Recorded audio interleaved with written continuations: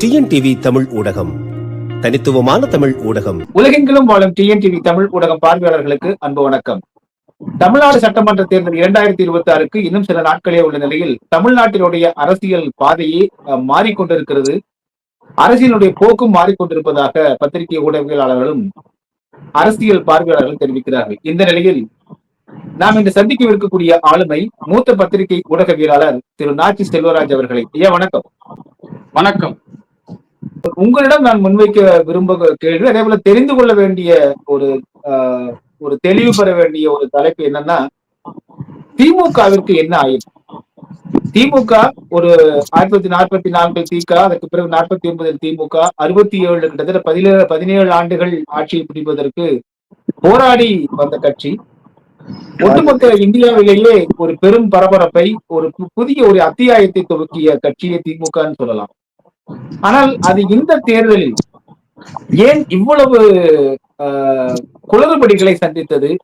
திமுக என்னதான் திமுகவிற்கு ஆனது என்கிற கேள்விதான் அவங்க முன்வைக்கலான்னு பார்க்கிறேன். குறிப்பாக இந்த தேர்தலில் எதிர்கட்சிகள் எல்லாம் தனித்தனியா நிக்கிறாங்க. அதிமுக தனியா நிக்குது, சனாதன பாஜக தனியா நிக்குது, நாம் தமிழர் தனியா நிக்கிறாரு.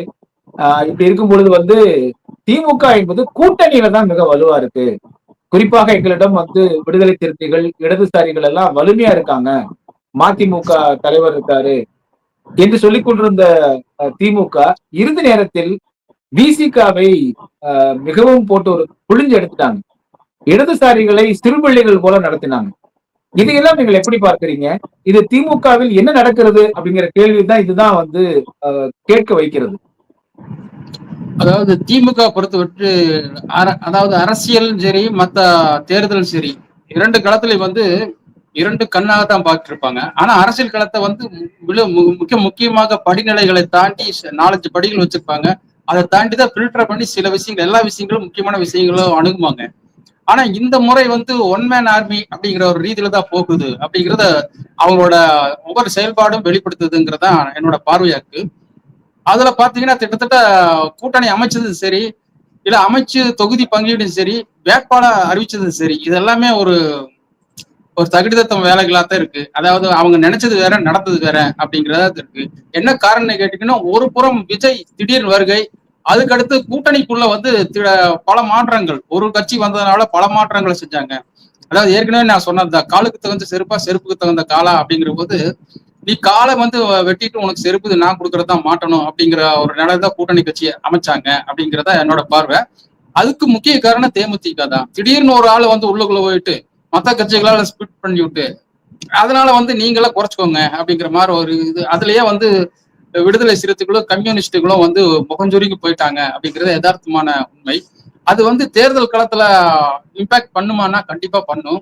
அதனுடைய விளைவுகள் அடுத்தடுத்து போயிட்டு இருக்கு. இன்னைக்கு உதாரணமா பாத்தீங்கன்னா, காட்பாடி பிரச்சாரத்துல கிட்டத்தட்ட அந்த மாவட்டத்தினுடைய செயலாளர், வேலூர் மாவட்டத்தினுடைய விசிக செயலாளர் கிட்டத்தட்ட ஒரு 1000கணக்கான பேர் அந்த பரப்புரையை பார்த்துட்டு இருக்கிற போது, நீ எனக்கு விடுதலை சிறுத்தைகளோட மாவட்ட செயலாளர் நோக்கி சொல்றாரு அவர், நீ எனக்கு இணையானவனா, இறங்கி கீழே வண்டி விட்டு அப்படிங்கிற வார்த்தை. அது திமுகவினுடைய பொதுச் செயலாளர் வாயிலிருந்து வர்ற வார்த்தை. அவர் வார்த்தை வந்தோடனே அந்த எதிர்த்தாப்புல இருந்த அந்த மாவட்ட செயலர், விசிகாவோட மாவட்ட செயலர் முகமே செத்து போச்சு. அவரு என்ன செய்யறன்னு தெரியாம கீழே இருக்கிறார்.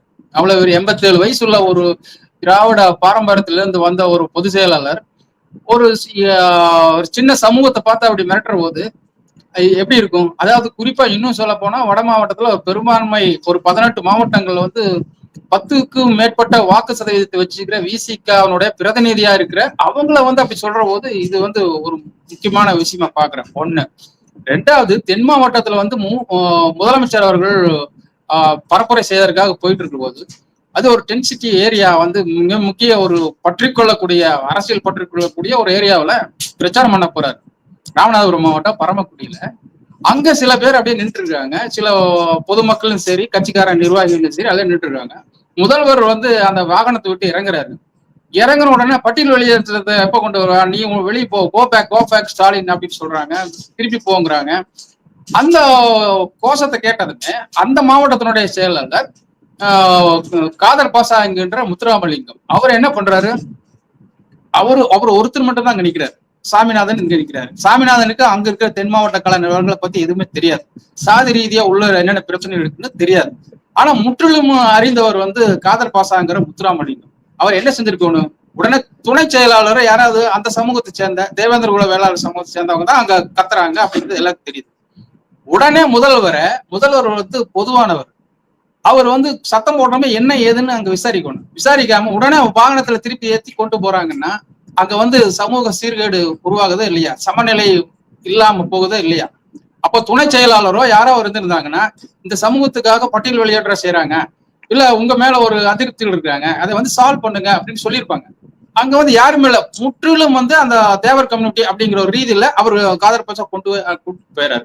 அங்க வந்து பிரச்சனை முளைக்குது, அது திமுக எதிராக ஒரு பிரச்சனை முளைக்குதுங்கிறது அவங்களுக்கு தெரியல. இது போன்ற பிரச்சனைகள் எல்லா இடத்துலயும் வந்து வளர்ற போது இந்த தேர்தல் அப்படியே போக போக ஒரு தொலைநோக்கு பார்வையில போகும்போது இது வந்து இப்போ விசிகா அங்க வந்து தேவேந்திர குல வேளாளர்கள் இப்படி 2 பிரச்சனை உருவாயிருக்கு. இனி போக போக மொத்தம் 20-22 நாள் இருக்குது, இனி என்னென்ன ஆகும் அப்படிங்கிறது வந்து ஒரு மிகப்பெரிய கேள்விக்குறியா இருக்கு. இல்ல இப்ப நீங்க நான் கேட்ட கேள்விகளுக்குள்ள மிக சுருக்கமா 2 நிகழ்வுகளை சுட்டிக்காட்டி இதுதான் இப்ப திமுகவினுடைய பிரச்சனையா இருக்கிறதா சொன்னீங்க.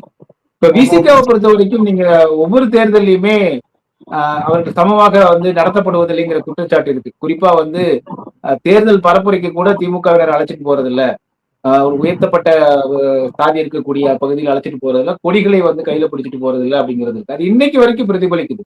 நீங்கள் குறிப்பிட்ட வேலூர் மாவட்ட செயலாளர் அவர் வந்து கட்சியினுடைய பொதுச் செயலாளர் வேற. நீங்க ஒரு சாதாரண ஒரு மாவட்ட செயலாளராக மட்டும் இருந்தாலும் பரவாயில்ல, திமுகவினுடைய பொதுச் செயலாளர் கையெழுத்திடக்கூடிய உரிமம் பெற்றவர், யாரையும் சேர்ப்பதும் நீக்குவதும் அவர் கையெழுத்து இல்லாம செய்யவே முடியாது. அப்படிப்பட்ட அவரே நீங்கள் வந்து ஒரு கூட்டணி கட்சியினுடைய ஒரு செயலாளரை அப்படி நடத்தியிருக்காரு அப்படின்னு பார்க்க முடியும்.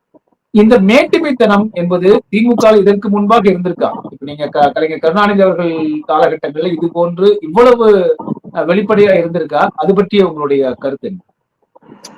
அதாவது கடந்த சில நாட்களுக்கு முன்னாடி இந்த பிரச்சனை வந்துச்சு. அதாவது அது 50 முழக்கங்கள் அண்ணா இறந்ததுக்கு முன்னாடி அவர் எழுதுறாரு. அண்ணா வழியில் அயராத உழைப்போம், ஆதிக்கமற்ற சமுதாய அமைச்சை தெரிவிப்போம், இந்தி திணிப்பை என்று எதிர்ப்போம், வன்முறை தவிர்த்து வறுமையை சொல்வோம், மத்தியில கூட்டாட்சி, மாநிலத்தில் சுயாட்சி. இது வந்து 50 முழக்கம். இதைத்தான் பின்பற்றி திமுக நடைமுறையா போயிட்டு இருக்காங்க. இது வந்து அவங்களுக்கு ஒரு திருக்குறளாவே இருக்கு. ஆனா இந்த 5ஐயும் வந்து பின்பற்றுறாங்களான்னா கண்டிப்பா இல்ல அப்படின்னு தான் பார்க்கணும். ஏன்னா அவங்களை சுத்தி இருக்கிற ஆதிக்க சமூகம் தான் ஸ்டாலினை சுத்தி இருக்கு. ஒன்னா வந்து ஆர்கே பாரதி இருப்பாரு, இல்லைன்னா டிகேஎஸ் இளங்கோவன் இருப்பாரு. இவங்களெல்லாம் பாத்தீங்கன்னாவே அந்த அரசியல் என்னன்னு புரிஞ்சிடும். இல்லைன்னா அதுக்கு மேல பாத்தீங்கன்னா ராசா இருப்பாரு. அவருக்கு தகுந்த மட்டும்தான் சொல்லுவாங்க.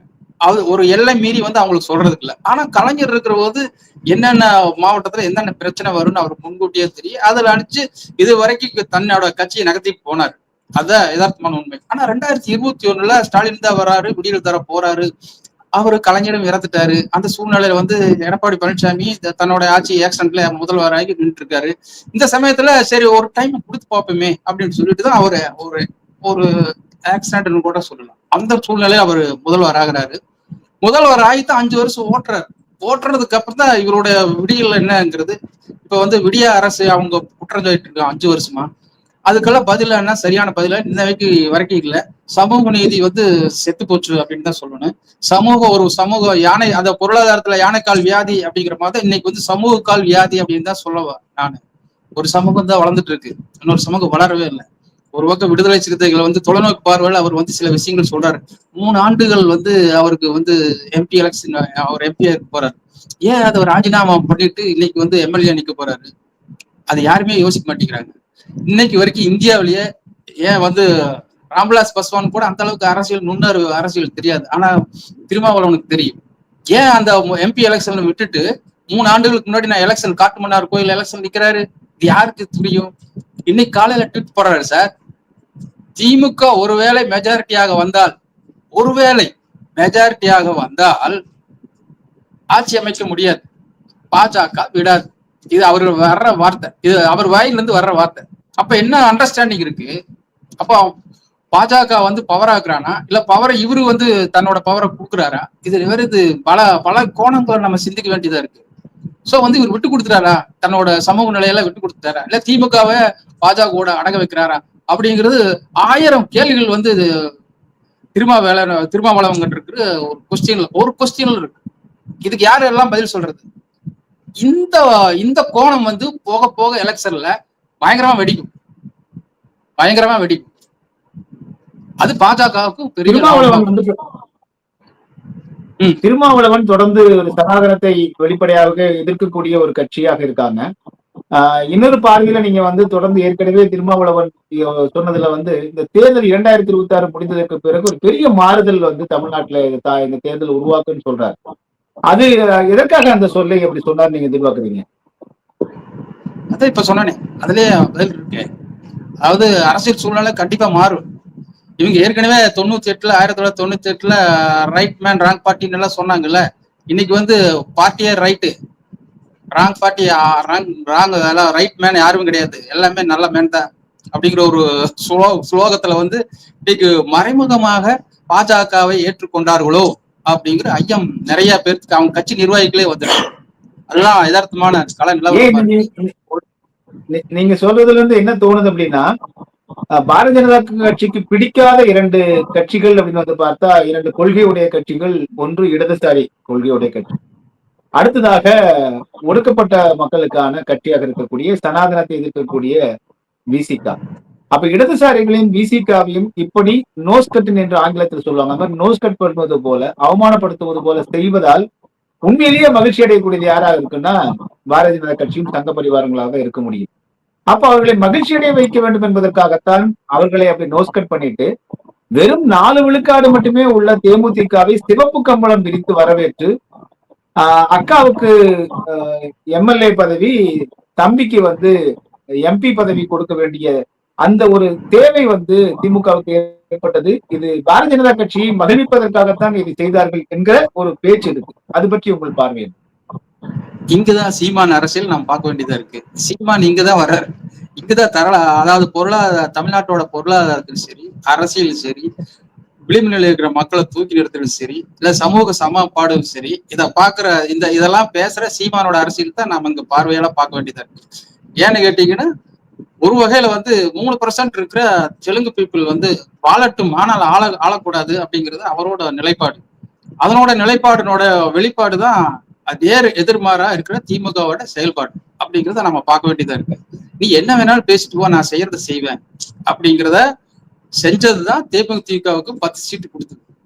நீ 10 வருஷமா எங்கூட இருந்தாலும் அவங்கதான் எனக்கு பிடிச்சது, அந்த ஆண்டாதான் எனக்கு பழைய பங்களா தான் எனக்கு பிடிச்சது அப்படிங்கிற ஒரு பார்வையில தான் நம்ம பார்க்க வேண்டியதா இருக்கு. அந்த பழைய பங்களாவும் வந்து 6 சீட்டு 7 சீட்டு வந்து அவங்க சமூக சார்ந்த ஆட்களுக்கு தான் கொடுத்தாங்க அப்படிங்கிற சமூக வலைதளங்கள்ல அவங்களோட வெளிப்பாடு, அவங்க கட்சிக்காரங்களே வந்து அதை பத்தி சொல்றாங்க. அது வந்து பெரிய ஒரு கான்ட்ரவர்சியா போயிட்டு இருக்கு. ஏதோ அந்த 10 தொகுதியில ஏதோ ஒரு தொகுதியில தான் ஜெயிப்பாங்க, அது பல்லாவரமா இருக்கும் அப்படிங்கிற மாதிரிதான் சொல்றாங்க. அது பல்லாவரம், அது வந்து கொஞ்சம் இங்க ஒட்டி இருக்கிறதுனால, அதாவது என்ன சென்னையை ஒட்டி இருக்கிறதுனால அது ஜெயிக்கிறதுக்கு வாய்ப்பு இருக்கு அப்படிங்கிற மாதிரி சொல்றாங்க. ஏற்கனவே வந்து பாத்தீங்கன்னா சபரீசன் அவர்கள் வந்து RSS அவர்களோட தொடர்புல இருக்காரு. அதன் காரணமாக தான் நீங்க வந்து இந்த RSS பாஜகவினுடைய எல்லா செயல்பாடுகளும், குறிப்பா திட்டங்கள், அரசனுடைய திட்டங்கள் எல்லாம் மறைமுகமா வந்து அதை நிறைவேற்றிருச்சு திமுக. அது எதுவுமே எதிர்க்கல. குறிப்பா இறுதியா நீங்க வந்து பாத்தீங்கன்னா பரந்தூர் விமான நிலையம், அதானி தான் மிக முக்கியமான அதுல முதலீட்டாளர்னு கருதப்படுது. அதை அங்க வந்து கூடாது என்று சொல்லி நாம் தமிழர் உள்ளிட்ட எல்லோருமே அங்க வந்து அதை எதிர்த்து போராடிட்டு இருக்கும்போது, இந்த தேர்தல் அறிவிப்புகள் வருவதற்கு ஒரு 15 நாட்களுக்கு முன்பாக பரந்தூர் விமான நிலையத்தை சிறப்பு திட்டத்துல சேர்த்தி அங்கீகரித்திருக்கு தமிழ்நாடு அரசு, குறிப்பாக மு.க. ஸ்டாலின் ஐயா அவர்கள் தலைமையிலான திமுக அரசு. இந்த ஸ்பெஷல் ஸ்டேட்டஸ் கொடுத்துட்டா என்ன ஆகும்னா, விரைவாக நிலத்தை வந்து அவர்கள் எடுக்க முடியும். அது ஒரு ஸ்பெஷல் கேட்டகரியில போய், சிறப்பு கேட்டகரியில போயிருது. அப்ப இப்படி நாங்கள் சனாதனத்தை எதிர்க்கிறோம், பாஜகவை எதிர்க்கிறோம், சங்க பரிவாரத்தை எதிர்க்கிறோம், திராவிட கட்சிகளை பேசுபவர்கள் எல்லாம் பார்ப்பனர்கள், சங்கிகள்னு சொல்லிட்டு இருக்கக்கூடிய திமுக எதற்காக பாஜகவினுடைய வலதுகரமாக இருக்கக்கூடிய இந்த அதானியினுடைய துறைமுகத்திற்கு சிறப்பு அந்தஸ்து கொடுத்து தனி சட்டம் நிறைவேற்ற வேண்டும் பாக்குறீங்க? அப்ப இதெல்லாம் நீங்க வந்து பாத்தீங்கன்னா, இதையெல்லாம் திருமாவளவன் பார்க்காம இருக்க மாட்டாரு. இதையெல்லாம் வந்து உழைப்பாளர் கட்சியான இடதுசாரிகள் பார்க்காம இருக்க மாட்டாங்க. அதையும் தாண்டி அவர்கள் வந்து திமுகவோடு ஒட்டி கொண்டிருப்பதற்கு என்ன காரணமா நீங்க பாக்குறீங்க? அதாவது நீங்க சொன்னீங்கல்ல, RSS அஜெண்டாவெல்லாம் மறைமுகமா போயிட்டு இருக்கு, செயல்படுத்து, திட்டங்கள் உருவாக்குறாங்க அப்படிங்கிறதெல்லாம் அது உண்மைதான். இப்போ வார்த்தைக்கு வார்த்தை எல்லாருமே இங்க வந்து பொம்மை முதல்வர் அப்படின்ட்டு அவர் விமர்சிக்கிறாங்க. அதிகாரிகளோட ஆட்சி தான் இங்க நடக்குதுங்கிறாங்க. அதனோட வெளிப்பாடு பாத்தீங்கன்னா பள்ளி கல்வித்துறையில RSS-ஓட குலக்கல்வி திட்டம் வந்து ஏற்கனவே சொன்னாங்க. ஆனா அது செயல்படுத்திட்டு இருக்காங்க. கொஞ்சம் கொஞ்சமா உள்ள வந்துருச்சு. இன்னைக்கெல்லாம் சிலபஸ் எடுத்து பாத்தீங்கன்னா பள்ளி கல்வித்துறையில கிட்டத்தட்ட RSS-ஓட 50% பாடத்தொகுப்பு முறை வந்து உள்ள வந்துருச்சு. இது வந்து பள்ளி கல்வித்துறையா இருந்தா அவரு அன்பிலோட பேர அவருக்கு தெரியாம இருக்காது. அவருக்கெல்லாம் தெரிஞ்சுதான் பண்றாரு. அவரும் பாதி RSS ஆயிட்டார். ஆனா முக்கால்வாசி காவி துண்டு மட்டும்தான் கட்டல. அவர் அப்படியே பள்ளி கல்வியை வித்துட்டார். அதுக்குள்ள RSS உள்ள கொண்டு போயிட்டார். சோ வந்து அவங்க இது ஒரு சின்ன உதாரணம். அதுக்கு அடுத்து பாத்தீங்கன்னா அந்த பரந்தூர் விமான நிலையம் எல்லாம் அது எல்லாமே வருது. இதுல வந்து பாத்தீங்கன்னா எடப்பாடி வந்து இன்னைக்கும் மக்கள் வந்து கொண்டாடுறாங்க அப்படின்னு கேட்டீங்கன்னா, தஞ்சாவூர் ஒட்டியில வந்து சிறப்பு, அதாவது வேளாண் பாதுகாப்பு மண்டலமாக அறிவிச்சார் இல்லையா? இத்தனை பிரச்சனைகளுக்குள்ள அதை ஏன் அறிவிக்கிறாரு? அதையெல்லாம் சிந்திச்சு பார்க்கணும். இத்தனை, அதாவது எத்தனையோ திட்டங்கள் வந்து போன காங்கிரஸ்ல வந்து அந்த அதிமுகவை பார்த்துதான் திமுக சொல்றாங்க, அவர்கள் வந்து பாஜகவின் கொத்தடிமைகள் சொல்றாங்க. கொத்தடிமைன்னா ஏன் 27 சீட்டு கொடுத்து கண்ட்ரோல் பண்ணிக்கிறாரு அவரு? 40 சீட் கொடுப்பாங்கன்னு சட்டமன்றத்திலேயே எல்லா எம்எல்ஏ முன்னாடி நம்ம அதிமுகவினுடைய ஆதரவாளர்கள், நம்ம தொண்டர்கள் எல்லாம் கிடையாது. ஒரு பத்திரிகை ஊடகங்களை பார்க்கும் பொழுது இவர்கள் அதிமுகவினுடைய காலகட்டங்கள் எடப்பாடி, அதுவும் அந்த எடப்பாடி வந்து செல்வி ஜெயலலிதா அவர்களுக்கு பிறகு அந்த 4.5 ஆண்டு காலம் அவர் வந்து ஆட்சி ஆண்ட போது 11 மருத்துவக் கல்லூரிகளை கொண்டு வந்தார் இந்திய அரசிடம் கேட்டு. அதற்கு பிறகு வேளாண் மண்டலத்தை வந்து பாதுகாக்கப்பட்ட வேளாண் மண்டலமா மாத்தினார். இப்ப நீங்க சொன்னது மாதிரி பாரதிய ஜனதா கட்சி என்னமோ முழுசாக அதிமுகவை விழுங்கி கபலீகரம் செய்துவிடும் இப்படிலாம் பரப்புரை நடந்துட்டு இருக்கும்போது வெறும் 27 சீட்டு. நீங்க வெறும் 4 விழுக்காடு 5 விழுக்காடு உள்ள காங்கிரஸ் கட்சிக்கு 27 சீட்டு, 11 விழுக்காடு உள்ள பாரதிய ஜனதா கட்சிக்கு, அவர்களுக்கு 28 சீட்டு, 11 விழுக்காடு உள்ள பாரதிய ஜனதா கட்சிக்கு 27 சீட்டு தான் கொடுத்திருக்காரு. அப்ப இவர் எவ்வளவு பேரம் பேசக்கூடிய அந்த ஒரு திறன் இருக்குது அப்படின்னு தான் பாக்குறோம். நம்ம அந்த அடிப்படையில் தான் பாக்குறோம். தொடர்ந்து நீங்க சொல்லுங்க. அப்போ சமூக நீதி நிலைப்பாட்டு இருக்குதா அப்படின்னு தொகுதி பங்கீடுகளும் சரி, சீட் ஷேரிங்ல சரி பகிட்டு இருக்காங்கன்னா அது வந்து எல்லாத்துக்கும் கேள்விக்குறியா இருக்குது. இவர் வந்து கான்ட்ரவர்சியாவே பண்ணிட்டாரு. உதாரணத்துக்கு ஒண்ணு சொல்ல போனா, தாராபுரம் தொகுதியில போன தேர்தலில் வந்து கைல்வெளி செல்வராஜ் வந்து அதை தேவேந்திர குல வேளாளர் சமூகத்தை சேர்ந்தவங்க, அவங்க அமைச்சரா இருந்துட்டாங்க, அவங்களுக்கு சீட் கொடுக்கல. அவங்க வந்து கண்டெஸ்ட் பண்ணது வந்து எல் முருகனை தோக்கடிச்சு, அவ்வளவு பெரிய ஆளை தோக்கடிச்சு, அவர் தோக்கடிச்சதுனால அருந்ததி சமூகத்தை சேர்ந்தோம் அப்படிங்கிற மாதிரி எல்லாத்துக்கும் தெரிஞ்ச விஷயம். ஆனா இந்த முறை பாத்தீங்கன்னா இப்படி நேர பிளாட்டை மாத்தி இப்போ வந்து திமுக சார்பில் வந்து அருந்ததி சமூகத்துக்கு கொடுக்குறாங்க. ஆனா அதே சமயத்துல வந்து ஏடிமிகள் வந்து அப்படியே நேர்மாறா தேவேந்திர குல வேளாளர் சமூகத்துக்கு கொடுக்குறாங்க. சோ வந்து இப்ப திமுகவுல பாத்தீங்கன்னா அதையும் சரி, அதனை ஒட்டிக்கிற அவினாசி தொகுதியும் சரி அருந்ததிக்கு தான் கொடுத்துருக்காங்க. ராசிபுரம் தொகுதியும் சரி அருந்ததிக்கு தான் கொடுத்துருக்காங்க. இப்படி வந்து மேற்கு மாவட்டங்களை ஃபுல்லாவே அவங்க அது ஏற்கனவே இடஒதுக்கீடுல உள்ஒதுக்கீடு 3% கொடுத்ததுனால பறையர் சமூகம் தேவேந்திர குல வேளாளர் சமூகம் ரொம்ப அதிக அளவுல பாதிக்கப்படுது அப்படிங்கிறதா யதார்த்தமான குற்றச்சாட்டு. இதை வந்து சீமான் வந்து பல இடங்கள்ல தெளிவா சொல்லிக்கிறாரு. இப்ப வந்து ஒரு 50 இடம் இருக்குதுன்னா அது வந்து 20 இடத்துல வந்து அருந்ததி போயிடுது, SCA அப்படிங்கிற இது எல்லாம் போயிடுது. அதுலயும் வந்து அடுத்த சேர்ந்த இவங்களை விரும்பா விட்டால் மட்டும்தான் மத்தவங்களுக்கு சீட் கொடுக்கணும் அப்படி ஒரு வாகசத்தை எழுதி அதுலயும் வந்துடுறாங்க. அந்த 18ல வந்து 3 கழிச்சிட்டீங்கன்னா 15லயும் அவங்க வர்றாங்க. சோ இந்த மாதிரி ஒரு சூழ்நிலையில சட்டசபையிலும் அவங்களுக்கு திமுக வந்து உரிய முதலீடு, அதாவது இடங்களை கொடுக்குறாங்க அப்படிங்கிறத மிகப்பெரிய மத்த பறையர் கம்யூனிட்டியும் சரி இல்ல தேவேந்திர அந்த கம்யூனிட்டி ரெண்டுமே அவங்க வந்து ஒரு எதிர்த்து நிக்கிறாங்க அப்படிங்கிறதா ஒரு கள நிலவரமா இருக்கு. இல்ல இப்படி வந்து நீங்க இப்ப தேமுதிக எடுத்துக்கிட்டா அவனுடைய தலைமையும் வந்து அக்கா தங்கச்சி தம்பி 2 பேருமே தெலுங்கை தாய்மொழியாக கொண்டவங்க. அதுல ஒரு 7 வேட்பாளர்களும் தெலுங்கை தாய்மொழியாக கொண்டவங்க. ஏற்கனவே KKS ராமச்சந்திரன், KN நேரு இவங்க எல்லாம் வந்து தொடர்ந்து ஒரு அரசியல் தெலுங்கு மொழி பேசக்கூடிய அரசியலை செஞ்சுட்டு இருக்காங்க. இப்போ ஒடுக்கப்பட்ட மக்களுக்கான ஒரு இடம் அப்படின்னா அதுலயும் நீங்க வந்து தெலுங்கு பேசக்கூடியவர்களுக்கு தான் முக்கியத்துவம் குறிப்பா கொடுக்குறாங்க அப்படின்னா, நீங்கள் குறிப்பிட்டதை போல இங்க திமுக என்பது அனைவருக்கும் சமமானது, எல்லா மக்களுக்கும் ஒரு சமமான சமூக நீதியை கொடுக்கக்கூடிய கட்சி, எல்லோருக்கும் யார் யாருக்கு என்னென்ன மக்களுக்கு என்ன மக்கள் தொகை இருக்கிறதோ அந்த அடிப்படையில பிரதிநிதித்துவம் கொடுக்கக்கூடிய கட்சி என்பதற்காகத்தான், அந்த சமூக நீதிக்காகத்தான் திமுக இத்தனை நாள் மதிக்கப்பட்டது. அதையெல்லாம் மாற்றி இப்பொழுது முழுக்க முழுக்க அது ஒரு திராவிட முன்னேற்ற கழகமா அல்லது வந்து தெலுங்கர் முன்னேற்ற கழகமா என்கிற கேள்வியை வந்து எழுப்பி இருக்கு. இது நான் மட்டும் சொல்லல, திமுகவுக்கு ஆதரவு கொடுத்து கொண்டிருந்த சமூக ஊடகங்களே தெள்ள தெளிவா சொன்னாங்க, திமுகவுக்கு சீட்டு கொடுத்துட்டு விடுதலை சிறுத்தைகளையும் இடதுசாரிகளையும் ஒதுக்கி தள்ளிய போது அவர்கள் சொன்னது வந்து திராவிடம் என்றாலே தெலுங்குதான் என்பது உண்மையாயிருச்சு அப்படின்னு எழுதுறாங்க. குறிப்பா கவிதா பாரதினே ஒருத்தர் உங்களுக்கு தெரியும், திமுக ஆதரவு இடதுசாரியவர். திராவிடத்துக்கு குறிப்பா நீங்க சமூக ஊடகங்களிலும் தொலைக்காட்சி வாத விவாதங்களிலும் திமுக விட அதிகம் வந்து திமுகவிற்கு வந்து முட்டு கொடுத்து பேசக்கூடியவங்க இந்த இடதுசாரி கட்சிகளும் விடுதலை சிறுத்தைகளும் தான். அவர்களே அப்படி அவமானப்படுத்தப்பட்டு இப்பொழுது வந்து அதிகமாக தெலுங்கை தாய்மொழியா கொண்டவர்களுக்கு முக்கியத்துவம் தரப்படுது. நமக்கு தர வேண்டாம்னு சொல்லல, நம்ம அவர்களுக்கும் பிரதிநிதித்துவம் கொடுங்க, ஆனால் என்ன மக்கள் தொகை அளவில் இருக்கோ அந்த அளவுக்கு கொடுங்கன்னு தான் சொல்றோம். ஆனால் இது மிகைப்படுத்தப்பட்டதா இருக்கு. அதிலும் நீங்க வந்து ஒடுக்கப்பட்ட தனித்தொகுதியிலும் கூட நீங்க வந்து தெலுங்கு பேசுவோர் கூட தான் வந்து நிறுத்துவோம் அப்படின்னா இவர்கள் இதன் மூலமாக என்ன சொல்ல வருகிறார்கள் அப்படின்னு நினைக்கிறீங்க நீங்க திமுக? அதாவது நான் என்ன வேணாலும் செய்வேன், நான் வந்து இத என்ன சொல்றது, அதாவது கார்பரேட் கம்பெனி, இது வந்து கார்பரேட் கம்பெனியோட சிஇஓ என்ன நினைக்கிறாரோ அதான், மற்றவன் எதுவும் பேசக்கூடாது, எதுவும் சொல்லக்கூடாது, இல்லைன்னா நான் வந்து உனக்கு மெமோ கொடுத்துருவேன், உன்னை வந்து அழிச்சிருவேன் அப்படிங்கிற ஒரு சர்வாதிகார போக்கு தான் பார்க்க வேண்டியதா இருக்கு. இவ்வளவு நாள் இல்ல, நான் வந்து இந்தியாவிலேயே ஏன் உலகத்திலேயே வந்து நாங்க உள்கட்சி நடத்துறது வந்து சமூக ரீதியா மாற்றங்கள் உருவாக்க, சட்ட ரீதியாகவும் அதாவது அதாவது ஜனநாயக முறையிலையும் நாங்க வந்து கட்சி நடத்துறோம் அப்படின்னு சொல்றது உண்மையில் அவங்க சொல்றதுக்கு அருகது இல்லை அப்படிங்கிறத என்னோட பார்வையா இருக்கு. ஒண்ணு. ரெண்டாவது, கலைஞர் இருக்கிற போது இந்த மாதிரி இளைமறைவு காய்மறைவா தான் இருக்கும், இவ்வளவு வெட்ட வெளியா இருக்காது. இதை நான் ஏன் சொல்றேன்னா, நான் சொல்லது இந்த திமுக வழியே இடதுசாரி கொள்கைகளை பின்பற்றுறவங்க, அதாவது உண்மையான பெரியாரிஸ்டா இருக்கிறவங்க, இவங்க எல்லாமே வந்து வெறுக்கக்கூடிய, அது 18 இந்த 8 2 கம்யூனிஸ்ட் 18 சீட்டு, இந்த 18 சீட்டு ஜெயிச்சா போதும் சார் அப்படின்ட்டு ஒரு பெரியாரிஸ்ட் தன்னோட கருத்துக்களை வெதுப்பி சொல்றாரு. நான் பாக்குறேன், என்னோட டிராவல் பண்ற ஒரு பெரியாரிஸ்ட் சொன்ன வார்த்தை இது. இப்ப வந்து அந்த கட்சியில திமுகல வந்து எந்த கொள்கையும் கிடையாது, கோவக்காயும் கிடையாது, எதுவுமே ஒண்ணுமே செயல்படுத்துறது இல்ல. இந்த 18 சீட்டு ஜெயிச்சா போது, மத்த எனக்கு திமுக ஆட்சிக்கும் கூட வராட்டியும் கூட பரவாயில்ல அப்படின்ட்டு அவர் தன்னோட கருத்துக்களை புலம்பி தள்ளுறாரு அப்படிங்கிறத.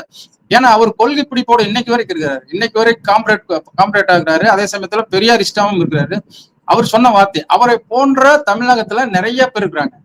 அது வீரமணி கூட பேச மாட்டாரு, இல்ல அருள்மொழி கூட பேச மாட்டாங்க. ஆனா வெளிப்படையா அவங்க மனசுக்குள்ள இருக்கு, வெளி சொல்ல மாட்டாங்க. ஆனா அவரை போன்ற இருக்கிறவங்கள நிறைய பேர் இதை வெளிப்படுத்துறாங்க. அதனோட வெளிப்பாடு மே 4ஆம் தேதி தெரியுமோ அப்படிங்கிற மாதிரி நமக்கும் ஒரு தோணுது. இதுக்கெல்லாம் இவ்வளவு உறுதிப்பாடோடு இல்லாம இப்ப நீங்க வந்து ஒரு நிகழ்வு ஞாபகத்துக்கு வருது. அப்ப வந்து காங்கிரஸ் கட்சி தான் அறிவாலயத்துல மேல வந்து இன்கம் டாக்ஸ் ரேட் நடக்குது, கீழே வந்து தொகுதி பேச்சுவார்த்தை நடந்தது, 63 தொகுதிகளை வந்து கலைஞர் கொடுத்தாரு, நாயன்மார்கள் போல வாங்கிட்டு போயிட்டாங்கன்னு கூட சொன்னார். ஆனால் அன்று கூட இந்த அளவுக்கு அவர் வந்து காங்கிரஸுக்கோ அல்லது 99 2004 காலகட்டத்தில் பாரதிய ஜனதா கட்சிக்கோ முழுவதுமாக அவருடைய செயல் திட்டத்தை எல்லாம் செயல்படுத்தக்கூடிய அளவுக்கு இல்லை. ஒரு கூட்டணி கட்சி, சரி நாங்க இந்த தேர்தலுக்கு வந்து அது அரசியல் சுயநலமாகவே இருந்தாலும் கூட அவர் இருந்தார். ஆனால் இப்படி வந்து ஒட்டுமொத்த இந்திய அரசிற்கும் அவர் வந்து சுத்தமா அடிபணிஞ்சு போகல. அது செல்வி ஜெயலலிதா அவர்கள் காலத்திலும் நாம பார்க்கலாம்.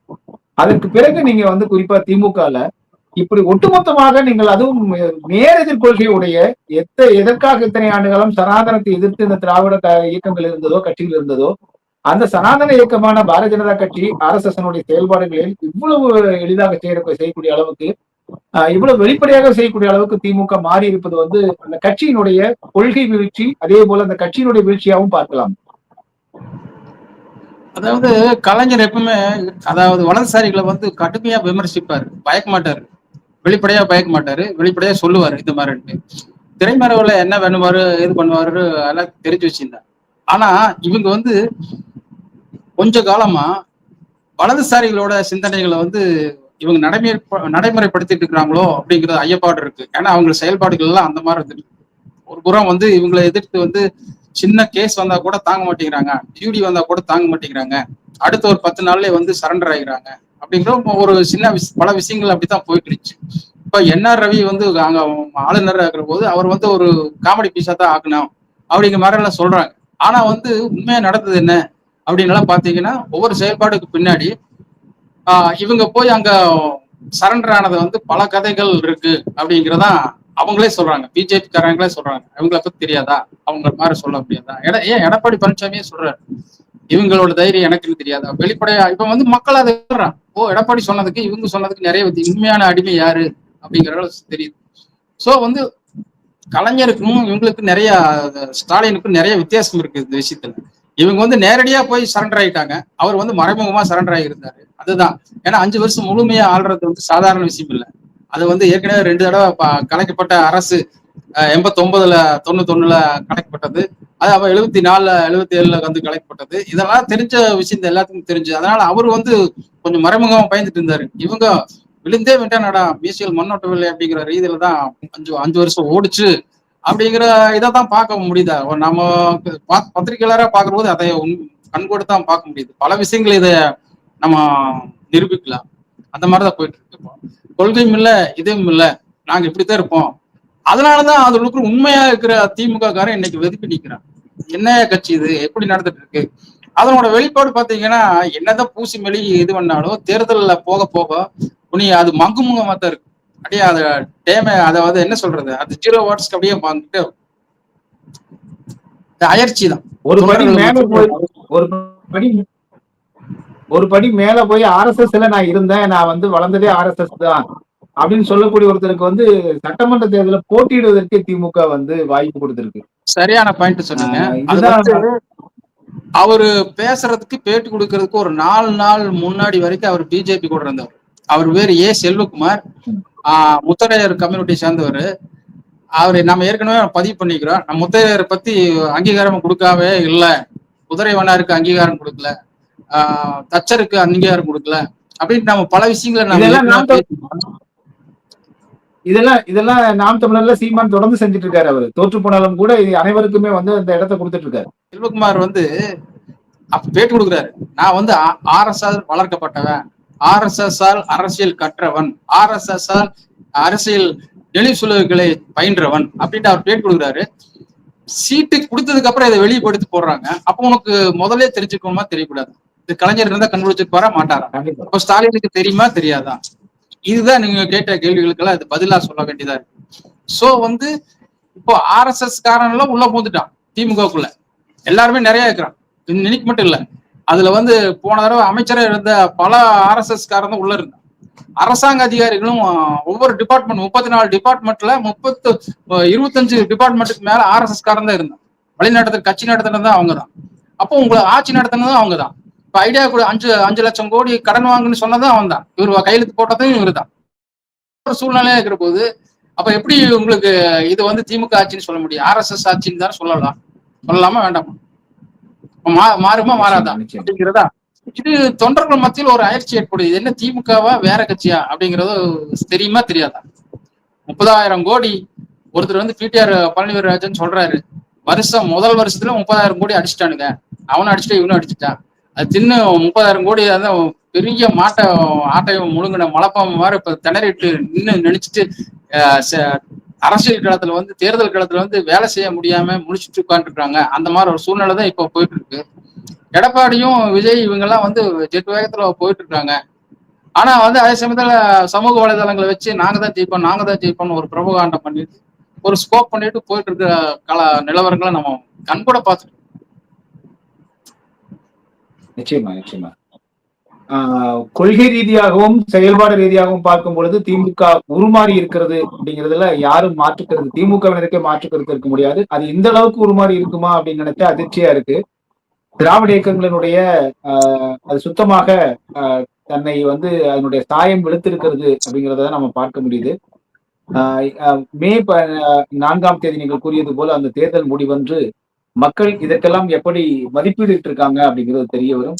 மிக்க நன்றிங்க ஐயா, உங்களுடைய மிக ஆழமான கருத்துக்களுக்கு மிக்க நன்றி. கோயம்புத்தூர் மாநகரில் 16 வகை தரமான எண்ணெய் வகைகள் கண்முன்னே அரைத்து சூரிய ஒளியில் வைக்கப்பட்டு முறையாக விற்கப்படுகின்றன. நேரிலும் அஞ்சல் வழியாகவும் வாங்கிக் கொள்ளலாம். தொடர்புக்கு 9843028388. TNTV தமிழ் ஊடகம், தனித்துவமான தமிழ் ஊடகம்.